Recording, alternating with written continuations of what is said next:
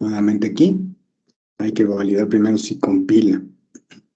Esa es una clase student, que se le agregan calificaciones, y hay un debug, ¿ok?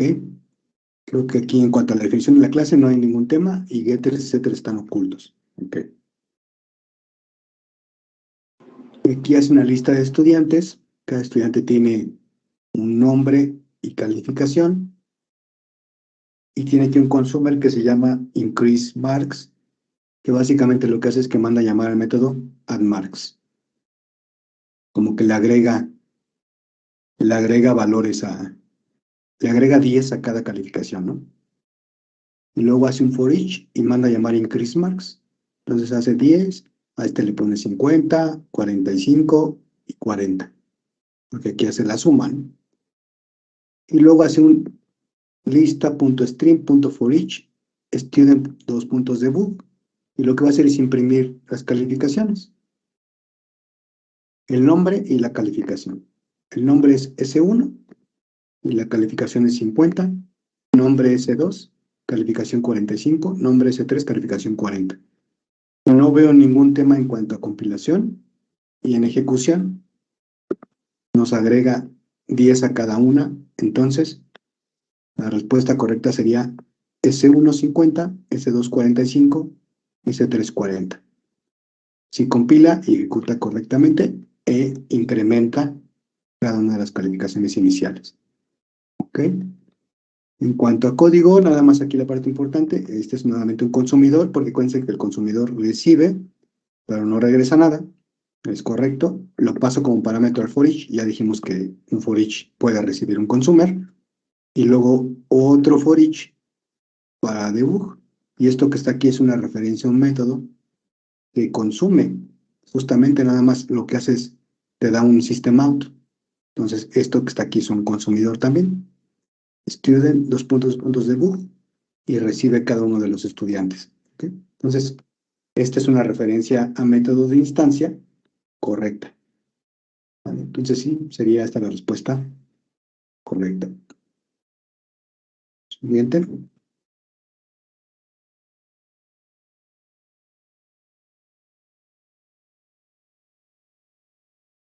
Este está bueno porque dice, imagínate que esto fue escrito en Java 7. Acuérdense que en Java 7 todavía no había interfaces funcionales. Dice, ¿qué código debo de escribir para...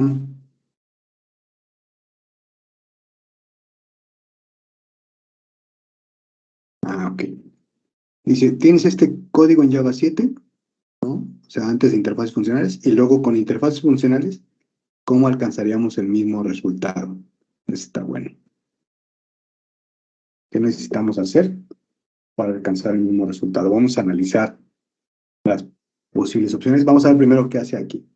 Dice, lo que hace es que recopila los múltiples valores para cada llave del mapa, ¿no? Es lo que yo entiendo aquí. Grouped values. Para cada valor que trae el mapa, agrupa los dos valores, y cada valor genera una lista, y cada valor de la lista le va poniendo el valor que le corresponda de acuerdo al grupo. Y values.add la lista, ¿ok? Lo va agregando al valor de la lista cada uno de los elementos. Entonces, cuando se inserta un valor para cada uno de los keys, debe colocar un valor en la lista. Ok. Vean, si es la primera vez, lo que hace es que lo agrega a la lista. Si es la siguiente vez, si es igual a nulo, lo pone en el mapa tal cual, en vacío. Y la siguiente vez, lo agrega. O sea, lo va a ir agregando a cada valor agrupado. Entonces, esto me suena a que lo que hace es que si no existe la primera vez, lo crea. Y si ya existe, nada más le va agregando elementos, ¿no? Entonces, si recuerdan, había un método por ahí que nos funciona cuando hacemos ciertas cosas si algo no existe. El método se llamaba compute if absent. Entonces, tenemos aquí dos opciones. Compute if absent, este y este de acá. Este compute if absent recibía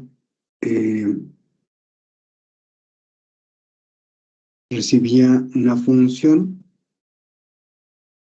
compute if absent.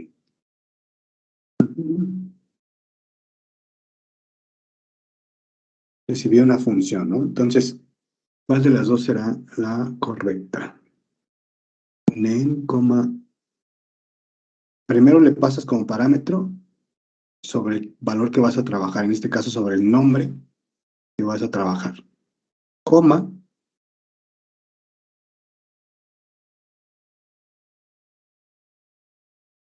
y un paréntesis, no sé si está de más.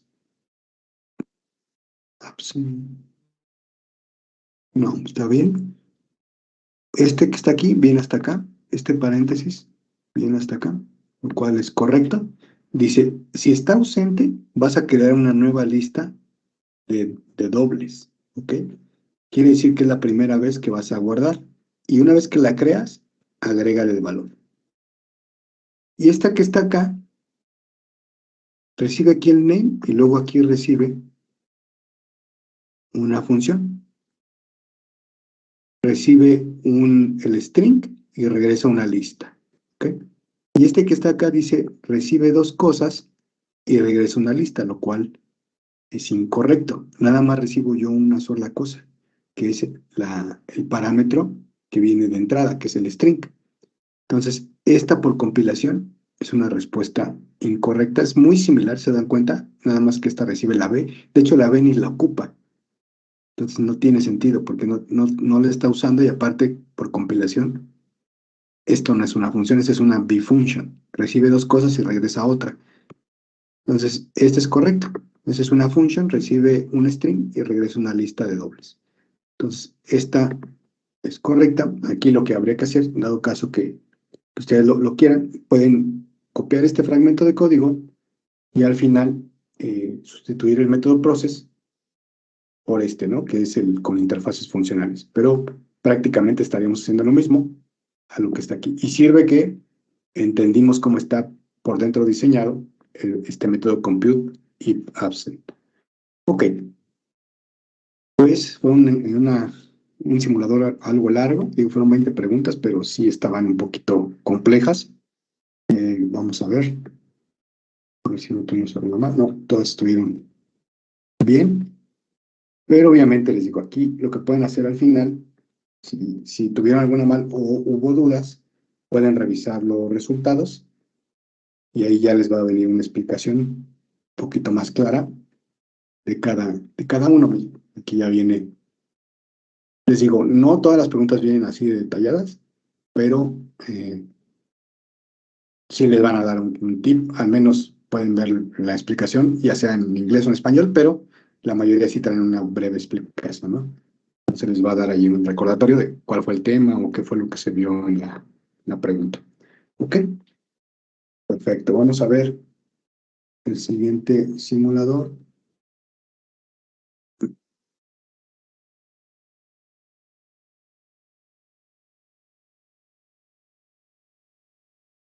Yo creo que vamos a hacer este de hilos, que seguramente no está tan fácil. Yo creo que nos daría tiempo. Son 9 preguntitas. Exactamente. Son preguntas, las de hilos sí son preguntas un poquito más teóricas, miren. Bueno, este sí trae aquí. Pero sí, la mayoría de estas son teóricas. Vean. Ok. Bueno, vamos a empezar con esta que es acerca de starvation. Si recuerdan, starvation, que es inanición en español, tiene que ver con un concepto en el cual algo pasa con los hilos y ya llega un momento donde por un tema en particular, los hilos tienen que terminar su ejecución porque, porque necesitan recursos, ¿ok? Entonces, la respuesta más acertada para este tema sería algo que tenga que ver con el acceso a los recursos. Vamos a ver cuál podría ser, ya sea que se les acabe el acceso al archivo, que alguien lo libere. O sea, llega un momento donde terminan de hacer lo que están haciendo, ¿no? Ese es el punto importante de starvation. Déjenme ver cuál podría ser.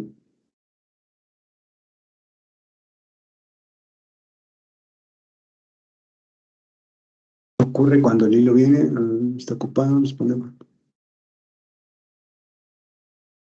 No, aquí dice que realmente no están los hilos haciendo ningún trabajo.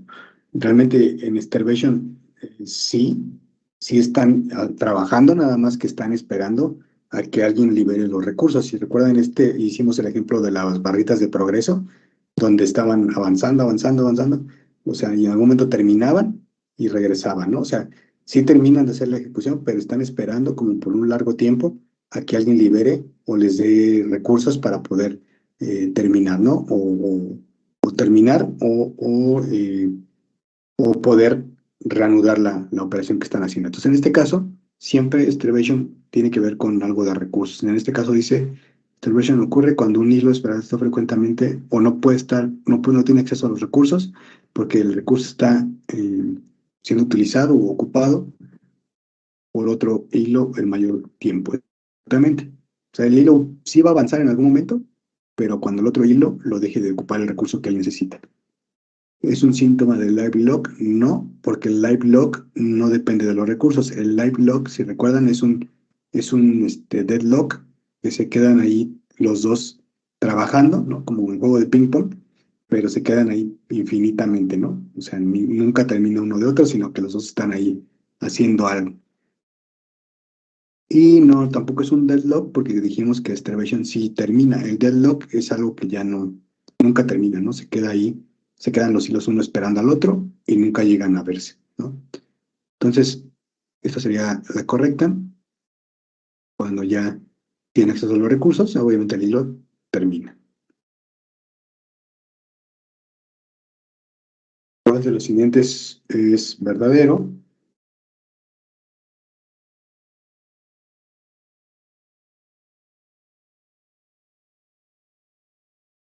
Es sobre palabra synchronized. Por ahí vimos un ejemplito de synchronized. ¿Cuál les parece como una respuesta más viable para la palabra synchronizer? Vamos a revisar cada una. Dice synchronizer, no puede llamar al método de algún otro método sincronizado en su body. Un método sincronizado no puede llamar a otro método sincronizado dentro de su body. Sí, no hay ninguna restricción. Yo sí puedo invocar un método synchronizer dentro de otro synchronizer y no hay realmente ahí ninguna restricción en cuanto a sincronizados y no sincronizados. Ustedes pueden mandar a llamar uno u otro donde quieran. Entonces, este primero no tiene como tanto sentido. Dice, haciendo un método sincronizado recursivo causará un deadlock. No. Si ustedes desarrollan algún algoritmo recursivo y lo ponen sincronizado, no pasa nada. Simplemente si algún otro hilo llega a querer invocar el mismo método, pues no lo va a poder hacer hasta que tú termines de ejecutar tu operación recursiva. No tiene nada que ver con recursividad. Recursividad es cuando un método se manda a llamar a sí mismo, ¿vale? Entonces, no tiene nada que ver. Dice, solamente los miembros no estáticos o los miembros o variables no estáticas son accesibles en un método sincronizado. No, tampoco va de la mano sincronizar de static o de no static. No, esto está mal, no es cierto.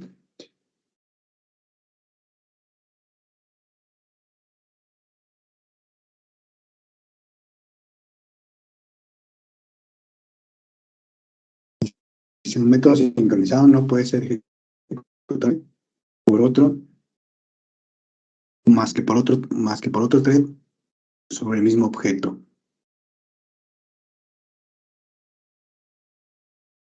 No puede ser ejecutado por otros más que un solo thread sobre el mismo objeto. No, sí puedes tú ejecutarlo. Lo que va a pasar es de que te va a dejar esperando cuando otros threads lo invoquen, ¿ok? Pero no quiere decir de que si invocas el método va a tronar o va a mandar un error en la ejecución. No, simplemente no lo va a atender hasta que termine de atender al hilo actual, ¿no? Entonces esta no. Y dice por último, un método sincronizado no puede llamar a un método no sincronizado en su es más o menos similar a la de arriba, pero dice método sincronizado no puede llamar a uno sincronizado. Ok. Esta se refiere a yo dentro de un método sincronizado si puedo mandar a llamar a uno no sincronizado. ¿Qué pasa si tú tienes un método sincronizado? Quiere decir que lo tienes listo para que sea thread safe y para que ningún otro hilo lo pueda invocar. Tú dentro de ese método no podrías invocar a otro que sea no sincronizado porque se perdería, ¿no? Se perdería el concepto de thread safe. De modo que los métodos que estén adentro no sean thread safe. Todos tienen que ser thread safe, todos los que estén invocados dentro del sincronizado. Entonces, esta regla sí es correcta. Yo no puedo mandar a llamar a métodos no sincronizados dentro de un método sincronizado. ¿Ok? Entonces, si tiene la palabra synchronizer, los métodos que mandes a llamar dentro deben de también ser sincronizados para que todo sea thread safe, ¿vale? Si no, no tiene mucho sentido de que tengas un método dentro que no respete esa regla. ¿Ok? Ok, esta clase, por ejemplo, Rentral Lock, no la vimos en algún ejemplo. ¿Cómo funciona?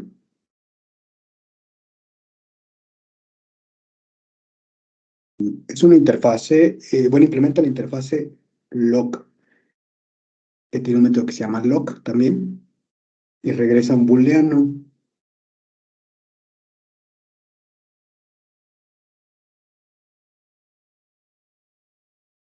Vamos a ver este código que está aquí, Rentral Lock.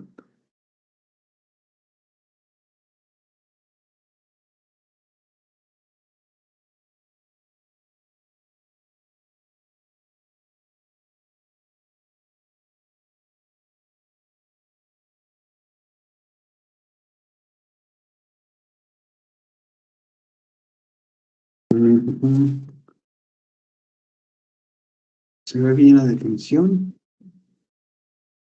Rlock.lock.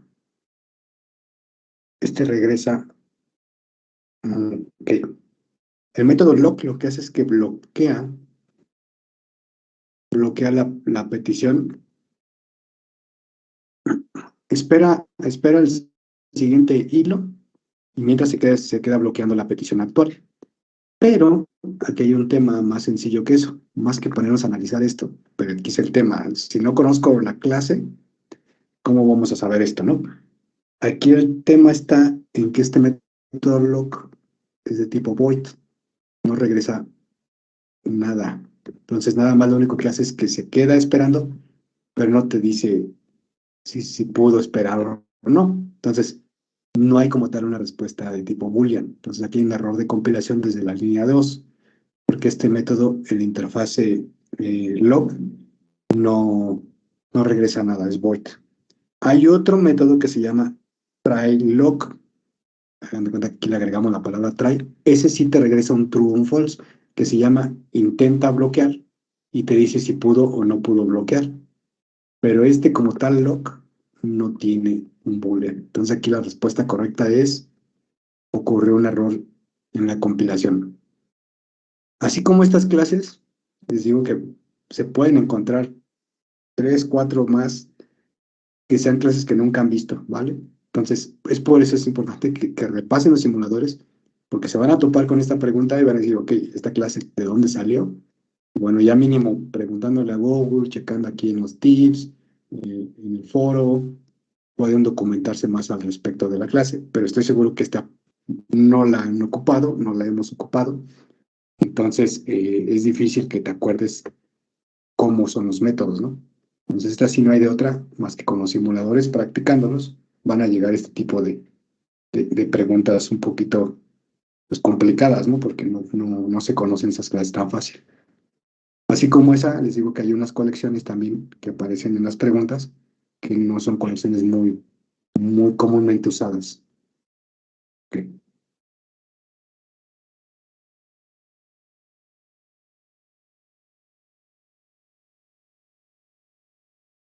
Mm, Si tú has,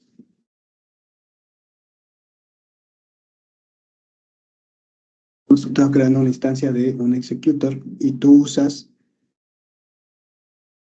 la usas para ejecutar tareas. ¿Cuántos threads serán creados para ejecutar estas tareas por el executor? Mm,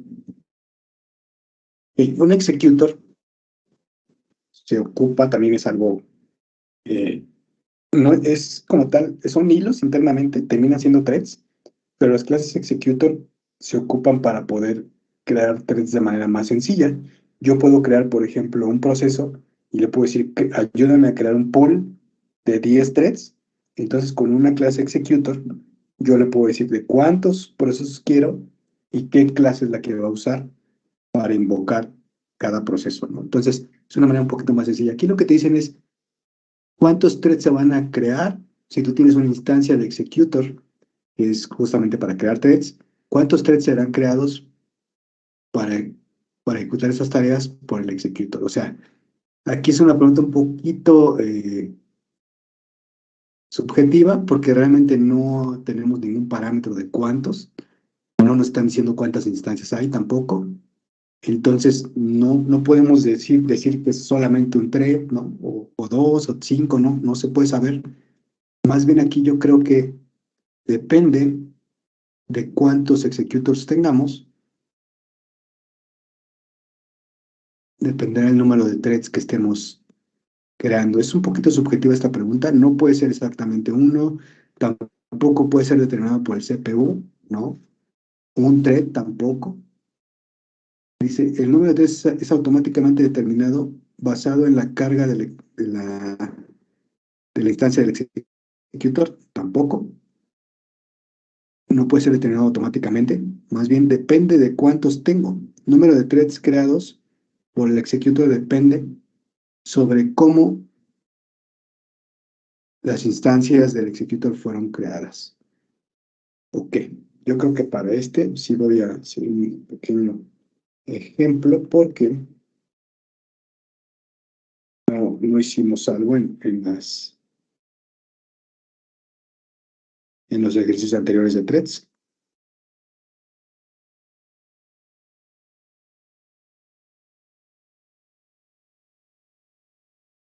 Les voy a compartir este link porque si no voy a tardar un poquito más en irlo armando desde cero.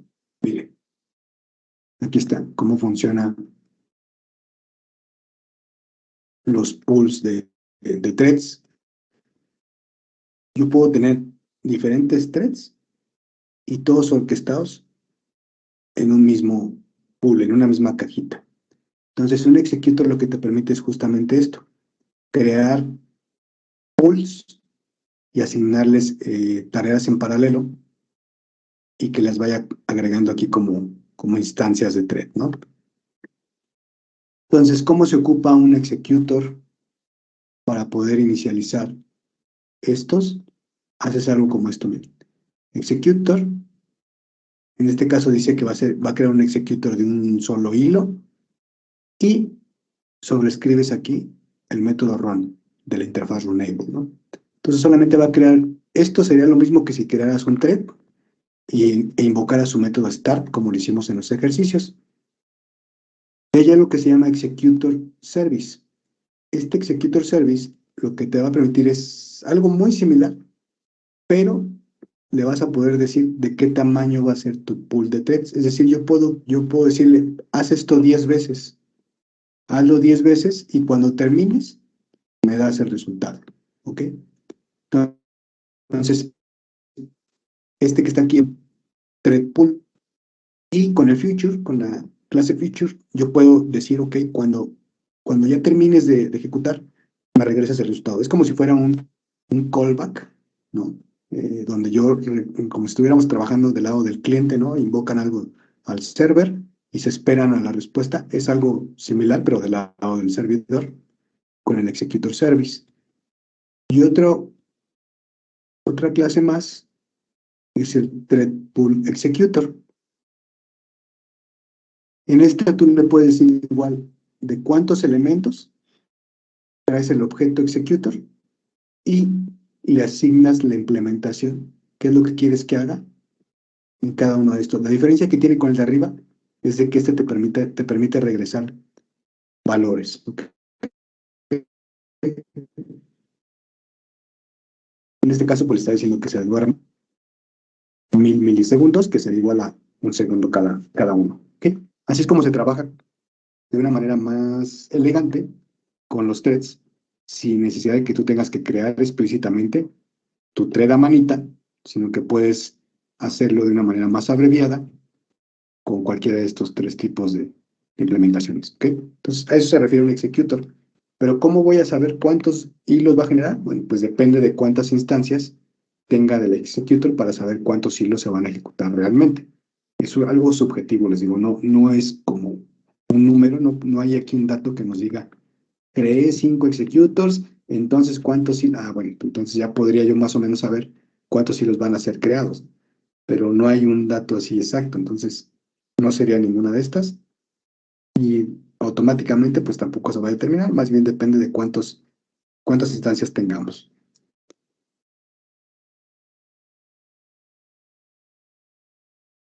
Y si un programador está usando la siguiente clase para encapsular los objetos, esta sí me tocó a mí en el examen. A lo mejor no se llamaba la clase igualito, pero el concepto era el mismo. Dice, un programador está usando la siguiente clase para encapsular objetos y pasarla por múltiples threads. ¿Cuál de los siguientes statements son correctos de acuerdo a esta clase? Vean, tiene una clase que tiene un constructor y tiene un método object. Y lo que te dice es de que esa clase la vas a pasar como instancia en diferentes hilos. Voy a poner plataforma.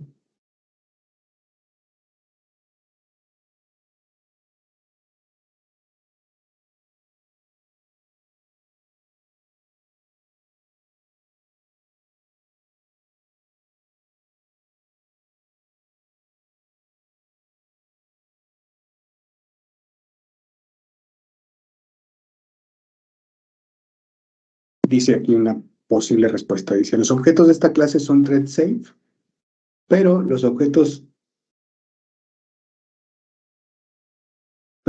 encapsulados por esta clase no son thread safe. No sabemos por qué, porque aquí están hablando de la clase object. Entonces tú no podrías saber mucho al respecto de lo que está guardando este wrapper. Si aquí están ocupando un ejemplo, vectores, probablemente sí estaríamos hablando de que serían thread safe, porque los métodos de vector son synchronized. Si estás usando, por ejemplo, Stream Buffer en lugar de Stream Builder, también podríamos decir que Stream Buffer es thread safe, porque Stream Buffer, todos los métodos que tiene, append y demás, son synchronized, pero Stream Builder no. ¿Ok? Entonces, no podríamos saber, o sea, no podríamos a lo mejor hablar de esta clase, pero no podríamos saber sobre el contenido que está encapsulando. Entonces, yo creo que la respuesta más coherente es esta. Dice, los objetos de esta clase son thread safe, pero no puedes decir nada acerca de los objetos encapsulados por esta clase. O sea, lo que vive aquí adentro yo no sé si sea thread safe o no, pero esto sí puede ser que sea thread safe, pero el contenido no lo sé. ¿Ok? Objetos de esta clase también, así como los objetos que están aquí dentro son thread safe. Pues no, nuevamente yo no puedo asegurar eso. Y que no sean thread safe tampoco puedo asegurarlo, ¿no? Entonces, esta es como que la que más se acerca porque dice, no estoy seguro, ¿no? No estoy seguro si me van a pasar aquí objetos que sean o no sean thread safe, ¿ok? Entonces, esa sería como la respuesta más acertada, aunque realmente estás diciendo no estoy seguro, ¿no? No puedo decir nada más bien sobre estos. Ah, ok. Esta es una de las colecciones que les platicaba, que seguramente no muchos hemos usado, y yo me incluyo, porque yo la conocí hasta que estábamos preparándonos para el examen de certificación, que es esta que se llama Copy on Write Array List. No sé si alguien ya la haya usado antes. Copy on Write Array List. Mhm. Aquí lo que te asegura esta lista, al final de cuentas termina siendo una lista, es de que el iterador que tú generes nunca te va a regresar una excepción. O sea, siempre te va a permitir tomar los elementos y regresarlos. Básicamente para eso sirve un copy and write array list. Es decir, hace una copia de, del contenido sobre cualquier escritura y luego lo persiste en la lista, se puede decir, y luego te regresa a la lista con los datos actualizados. Ok. Luego aquí lo que te pregunta realmente es, dado que la siguiente invocación al thread, al método addData, son una instancia de la clase de arriba, tenemos un thread que manda a llamar addData y otro thread manda a llamar a getIterator sobre la misma instancia al mismo tiempo y empiezas a iterar sobre los valores. ¿Cuál de las siguientes opciones son correctas? Ah, justamente el objetivo que les acabo de decir de esta clase, el objetivo es de que nunca te dé una excepción. ¿Ok? ¿Por qué? Porque hace una copia mientras se escribe. Entonces no va a pasar nada. Lo único que te garantiza es de que siempre te va a dar datos. Siempre te va a estar dando datos. Entonces aquí la respuesta correcta sería alguna que tenga que ver con que no se puede o no te va a arrojar alguna excepción. Esta excepción, no sé si la han visto, esta sí ocurre mucho cuando estás trabajando con listas normales, la de concurrent modification exception, y por algún motivo iteras en la lista, iteras una lista y le quitas un elemento o lo modificas, te va a regresar esta excepción. No sé si les ha pasado, pero esta sí es más común de verla. Entonces, justamente para eso sirve esta copy on write. Copy on write de array list es la que te va a asegurar que siempre te va a dar la información. ¿Okay? Así alguien está escribiendo al mismo tiempo, no pasa nada. Lo único que va a hacer es justamente esto. Los threads van a completar correctamente sin darte ninguna información, pero tienes un riesgo de que la información que estás leyendo no sea la correcta, ¿vale? Pero bueno, digo, si lo que quieres es mostrar la información, aunque no sea realmente la última, puedes ocupar esta lista. Entonces, lo único que te va a asegurar es de que no va a haber una excepción como tal en tiempo de ejecución. Ok.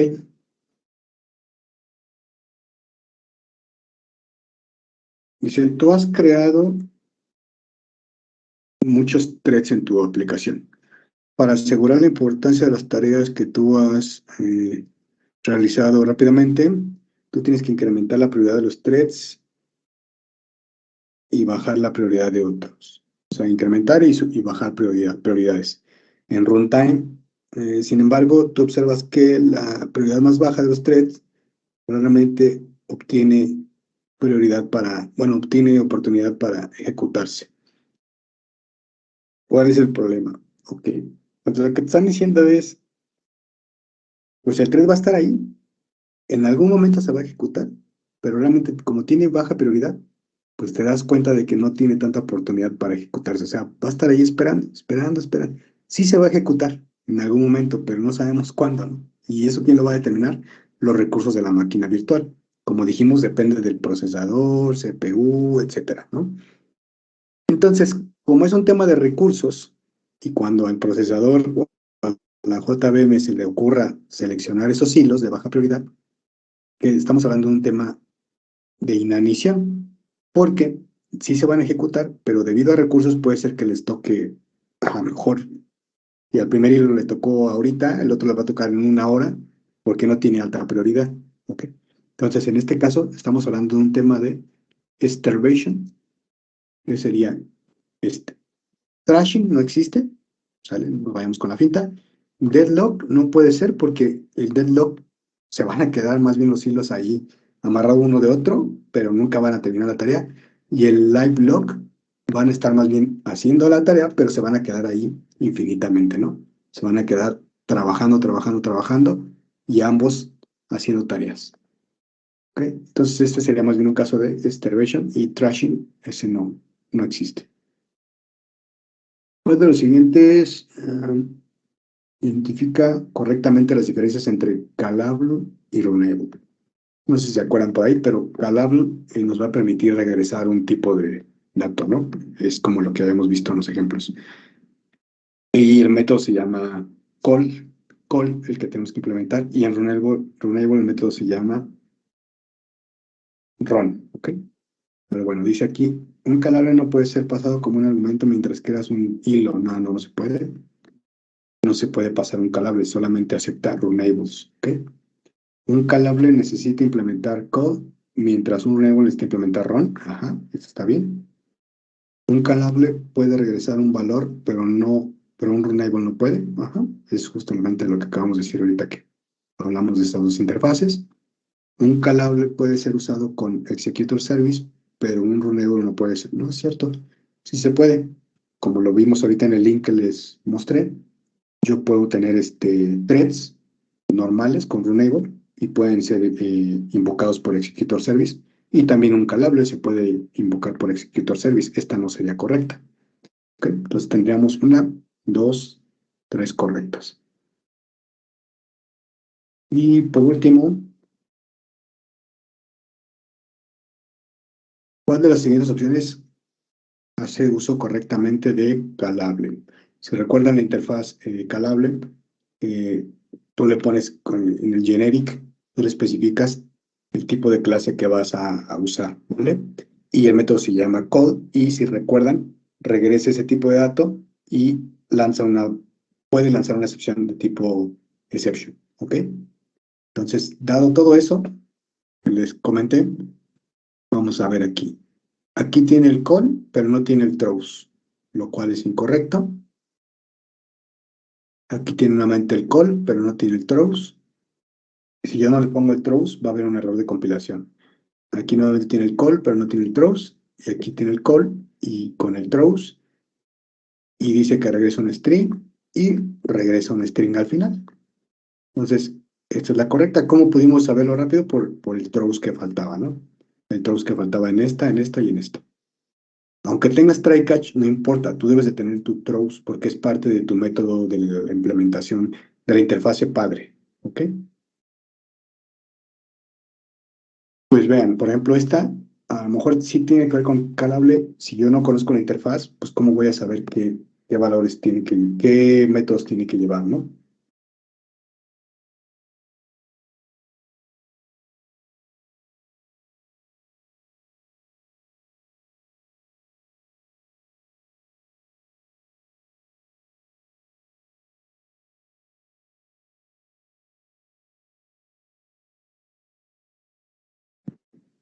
Ok, entonces ya terminamos. Calable, aunque estamos hablando de calable, como les digo, aquí realmente es la definición del método que viene desde la interfaz calable, ¿ok? Que debe llevar throws, no se lo puedo quitar porque viene definido desde la definición de calable. Ok, so, si tuvimos una mal, vamos a ver cuál está mal. Revisamos y con eso terminamos la sesión del día de hoy. Esto está bien. Un método sincronizado no puede ser ejecutado simultáneamente por otro, más que por otro hilo en el mismo método. no puede ser ejecutado. Un método sincronizado no puede ser. Ok, sí.